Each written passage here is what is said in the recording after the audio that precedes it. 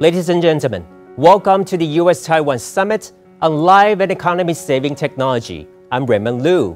While the world is still reeling from the impact of COVID-19, Taiwan continues to stay afloat. Its quick and effective response has been widely acclaimed in the world. One of the best examples is Taiwan's face mask miracle. It managed to boost its daily production from just 1.88 million to more than 20 million pieces in around just 1 month. And its high coverage of masks not only calms the hearts and minds of Taiwanese people, but also enables Taiwan to reach out its helping hand to its friendly allies in the world. Taiwan now extends its focus to economic recovery and industrial transformation. Our speakers today will be sharing some latest technologies on pandemic control, the strategies for the industry to navigate through the post-COVID-19 era.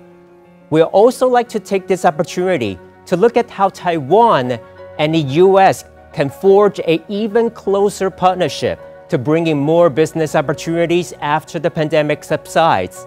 Together, we succeed. We're firstly joined by Ms. Mei-Hua Wang, Minister of the Ministry of Economic Affairs, MOEA. And Minister Wang is going to share with us Taiwan's success story of becoming a role model of pandemic prevention in the world. Minister Wang, thank you so much for joining us today. Thank you. How are you doing today? Fine, thank you. Thank you so much. We know that Taiwan is doing very well in curbing the spread of coronavirus. One of the most talked about stories definitely is Taiwan's national team of mass production. So I'm just wondering, Minister Wang, would you please share a little bit more about the story and what does it mean to Taiwan and what does it mean to the world? Okay, so let me the story about this issue. So first, Taiwan has the painful experience from SARS in 2003. In that event, more than 17 people has died, including 7 medical personnel. SARS also originated from China.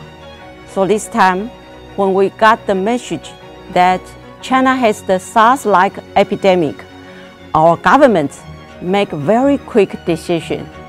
The first, our government organized all the relevant government agencies to establish the Cross-Ministerial Central Epidemic Command Center, the CECC.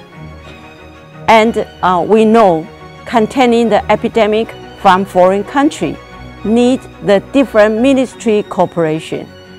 Besides epidemic containment, the strike border control, the explore the trade system and the trade system APP, and also provide the enough PPE, all require the assistance from different ministries. So my Ministry of Economic Affairs is a very important member of the CECC. And I was personally responsible for the coordination of the PPE. And because the SARS experience, we know the mask can prevent the virus. So at the start of the outbreak, our domestic production of masks were merely 1.8 million pieces per day, which was low the quantity to meet the need of 23 million population. So my ministry responsibility is to increase the 19 additional production lines, which could normally take at least 8 months to build. Fortunately, our ministry has been keeping close interaction with the industry. So we held emergency meeting and we invite the relevant research institute, revise the machine tool industry and the component and parts industry, all working together to help the country at times of emergency. So the factories work overnight. over time, 9 days, and finally in just 45 days, the 92 mask-making machines were built. The impossible mission is greatly attributed to the first, cooperation between MOEA and the industry. Second, those research institutes plays a very important role to mediate the industries. The third, and also the most important, the selflessness contribution of the corporation. All together, we built up the national team of the fast production. So this increased the daily production to the 20 million masks. The result will that all citizens has access to masks and effectively brought the epidemic under control. Among this, there is another additional important factor. That is, we tell our people, masks not only can protect yourself, but also can protect others. And in fact, Taiwan is one of the very few countries that are able to produce mask-making machines and all the material of mask, especially the most key material, the male-borne non-woven clothes. The male-borne produced in Taiwan can filter more than 95 to 99% of the viruses. That also could attribute to the SARS experience, because from that time, we continue to improve the male-borne to effectively filter the virus. We also, thanks to our people, they follow the government direction. We tell them, high-quality face masks not only can protect yourself, but also can protect others. Our public follow the direction from the government and truly effective. Thanks to the effective epidemic control efforts, Taiwan has been able to help other countries. After our confirmed cases number lowered since April, Taiwan has donated many millions masks to frontline medical workers in countries in need. We also saw on the media many White House high-ranking staff wear masks printed with the Made in Taiwan. That is my idea, because before I'm the Director General of the IP office, so I know the trademark importance that can promote the business, so that also can promote the government image. So this mask not only promotes Taiwan, but also the quality of our products. The quality of Taiwan-made mask has earned great prizes, strengthening the favorable impression of Taiwan products in the international market. That was quite an amazing story, Minister Wang, that you just shared with us. And this brings me to my second question. In addition to the outstanding performance of Taiwan's mask and pandemic prevention industry, what other industries, Minister Wang, will you say the credits should also go to, and how do they enhance Taiwan's strategic position? You know, Taiwan is skillful in the high-tech manufacture. So the famous one is the ICT industry.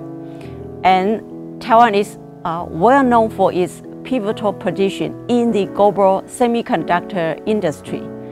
We have the world's most comprehensive semiconductor cluster. And also we have the outstanding talent, sound IPR protection, and transparency system. Taiwan has long been a favorite investment destination for multinational companies.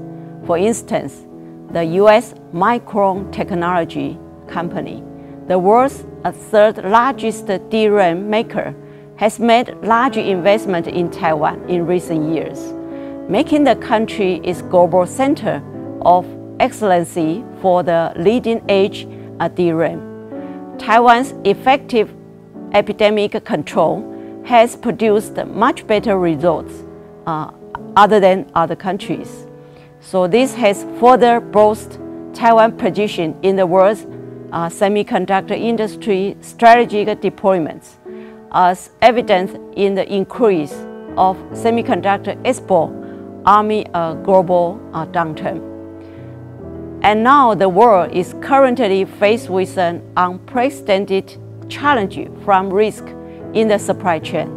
Our industry are considering a deployment strategy that has manufacturing base within and outside of Taiwan. Meanwhile, the U.S. has actively invited Taiwan's most famous TSMC to establish a plant in the U.S.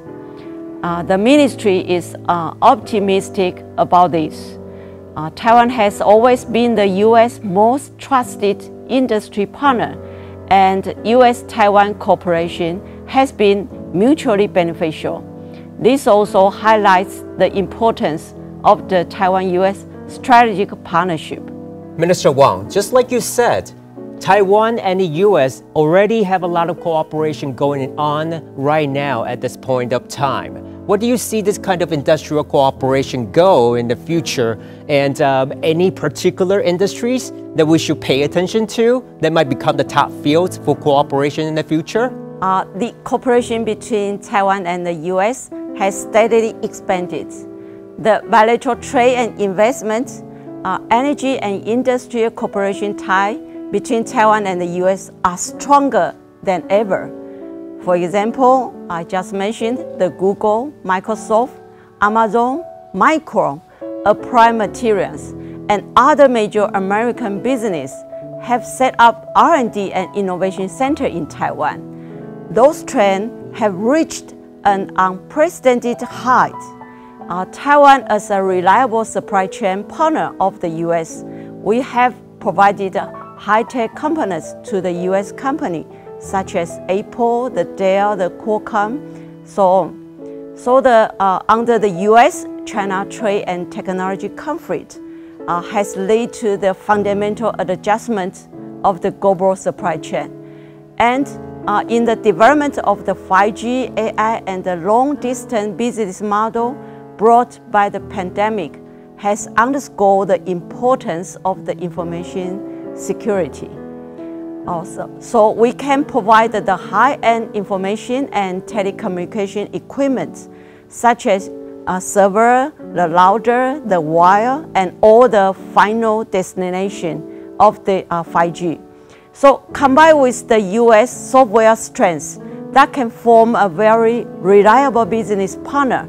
So with the recent changes in circumstances regarding the Hong Kong, many U.S. Asia Operation Center in Hong Kong. But according to the recent survey, they believe the Hong Kong national security law will harm their business operation. And some of the U.S. business were considering withdrawing some of their business from Hong Kong. So here, Taiwan, we have the very strong industry cluster, including the semiconductor, the ICT, and we also have the outstanding talent. We have the sound IP protection. So through the cooperation between Taiwan and U.S., we think Taiwan not only the high-tech manufacturing center, but also can to become the high-tech operation center. Minister Wang, thank you so much for sharing with us today, and let the world know what Taiwan can offer and what Taiwan can help. Thank you once again for your time, Minister Wang. Thank you. Taiwan USA Industrial Cooperation Promotion Office, MOEA. Your professional and best partner. TUSA.